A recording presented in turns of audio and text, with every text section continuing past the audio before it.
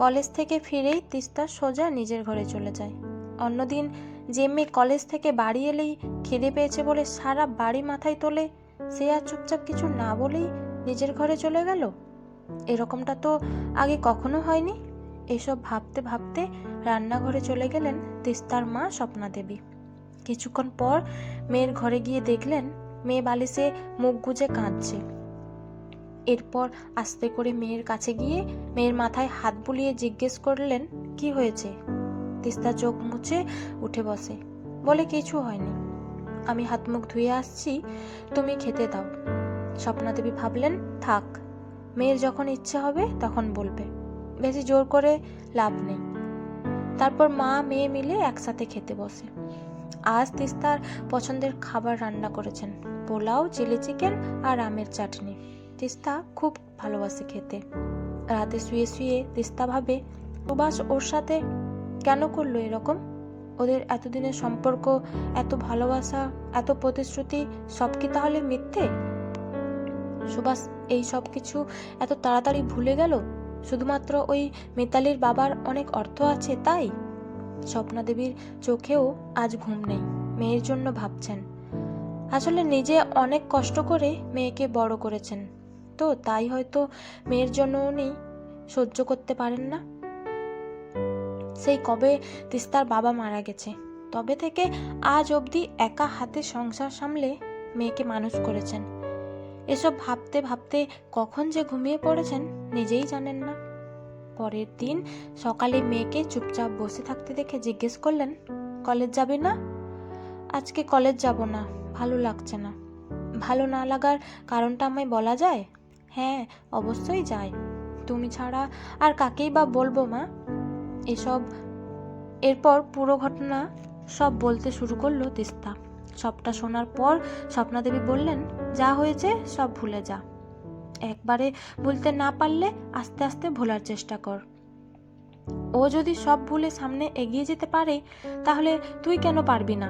তুইও নিজেকে এমনভাবে তৈরি কর যাতে কেউ কখনো তোকে কষ্ট দিতে না পারে। হঠাৎ করে সোনালির ডাকে তিস্তা অতীতের স্মৃতি থেকে বাস্তবে ফিরে আসে।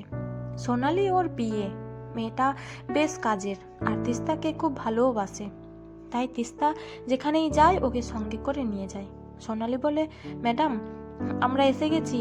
তিস্তা বাইরে তাকিয়ে দেখে গেটের সামনে বড় বড় করে লেখা, স্বপ্ন আসা। আজকে ওর মায়ের মৃত্যুদিন।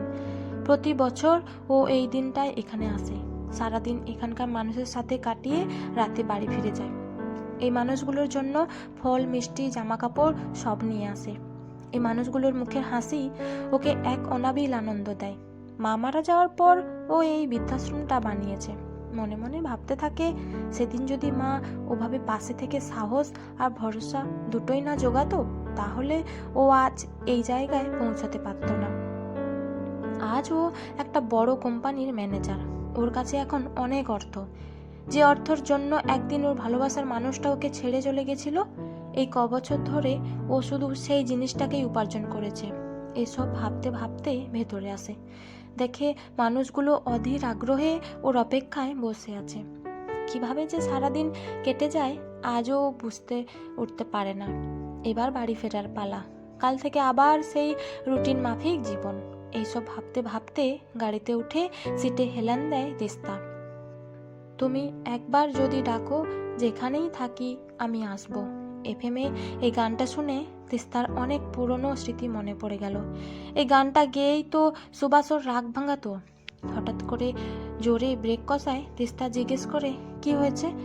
ড্রাইভার বলে, সামনে একটা লোক এসে পড়েছিল তাই। তিস্তা ড্রাইভারকে বলে তাড়াতাড়ি লোকটাকে দেখতে। ওনার কোথাও লেগেছে কিনা? ম্যাডাম, লোকটা তো অজ্ঞান হয়ে গেছে, কি করব?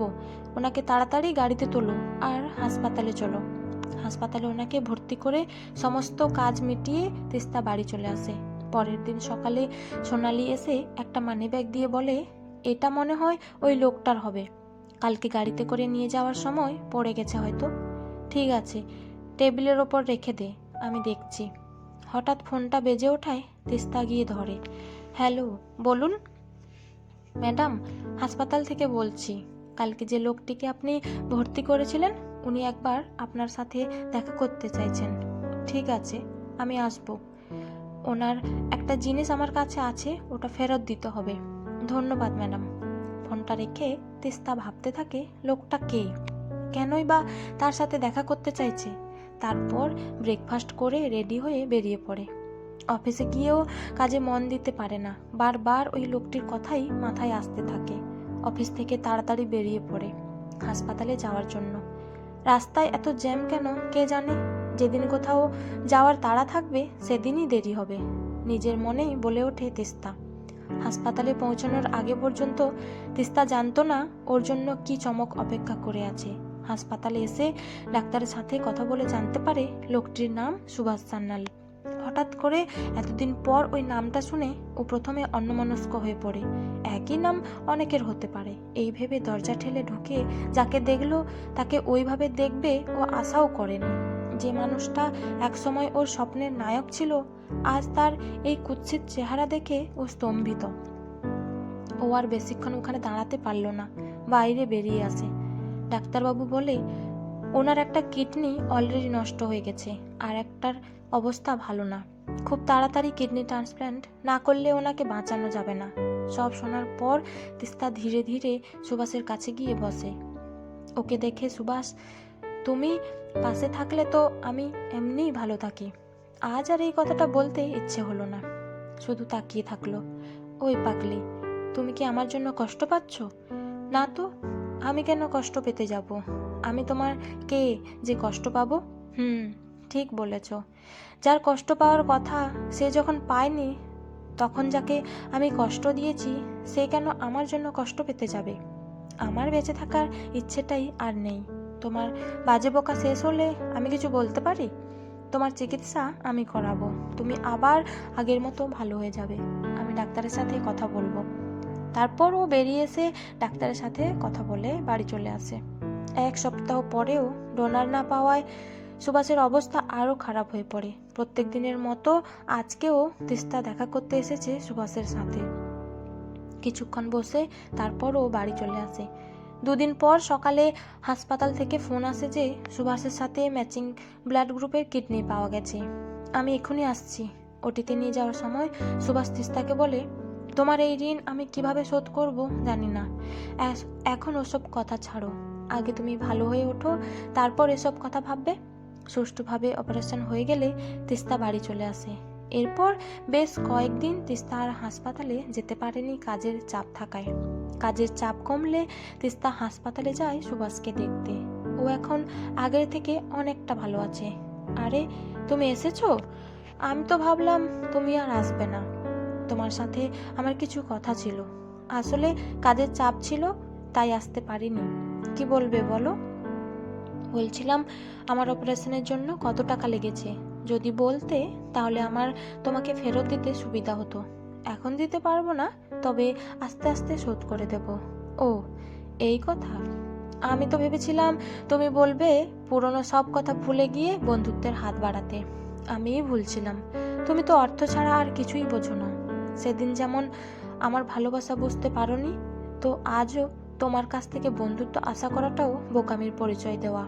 পার্স থেকে স্বপ্ন আসার একটা কার্ড বের করে সুভাষকে দিয়ে বলল, অর্থ আমি চাই না, তবে তুমি ফেরত দিতে চাইলে কার্ডে দেওয়া এই ঠিকানায় পাঠিয়ে দিও। আর একটা কথা, কোনো মানুষকে কখনো অর্থ দিয়ে বিচার করো না। আমি চললাম। তোমার ঠিকানাটা? সেটা জানার কোনো দরকার আছে বলে মনে হয় না। আর আমার ট্রান্সফার হয়ে গেছে এখান থেকে, চলি, আমার দেরি হয়ে যাচ্ছে। সুভাষের উত্তরের অপেক্ষা না করেই তিস্তা বেরিয়ে যায়। তিস্তা ইচ্ছে করেই ওর ট্রান্সফারটা অনেক দূরে নিয়েছিল, যেখানে ওর কোনো চেনাশোনা মানুষ থাকবে না। সবার থেকে দূরে চলে যাবার সিদ্ধান্ত নিলেও স্বপ্ন আসার সাথে যোগাযোগ বজায় রাখার সিদ্ধান্ত নিয়েছিল তিস্তা। আসলে কিছু সম্পর্ক বোধ হয় এমনও হয়, যেগুলো অর্থ দিয়ে কখনো বিচার করা যায় না।